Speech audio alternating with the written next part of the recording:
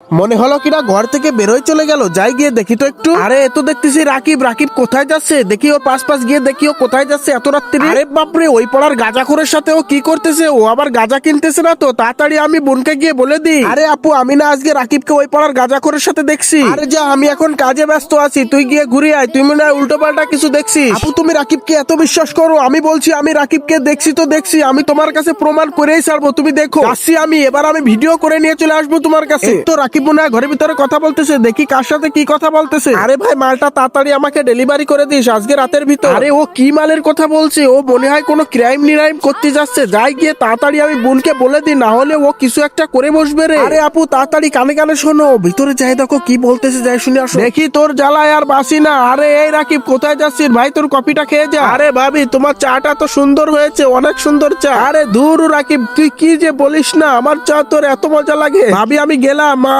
আরে ভাবি, এই নাও, এটা ভাই তোমার জন্য পাঠাইছে। আর ভাই বলছে যে অনেকদিন পর আসবে, এই টাকাগুলো দিয়ে তোমার মায়ের ওষুধ কিনতে বলেছে। শালা শয়তান, এরকম আর মিথ্যে কথা তুই কতদিন বলবি? আমি জানি তুই এই টাকাগুলো দিছিস, ভাই দিইনি। আরে তোকের এই নাটক আমার আর ভালো লাগে না, তোকের সাথে খাবোই না। আসলে এখানে হয়েছে কি, আমার বড় ভাই সে থাকে বিদেশে, একটু সমস্যায় থাকার কারণে টাকা পয়সা দিতে পারে না। কিন্তু আমার এই ভাইটার মনটা অনেক ভালো। তোমরা সবাই আমার ভাইয়ের জন্য একটা লাইক সাবস্ক্রাইব করে যাও।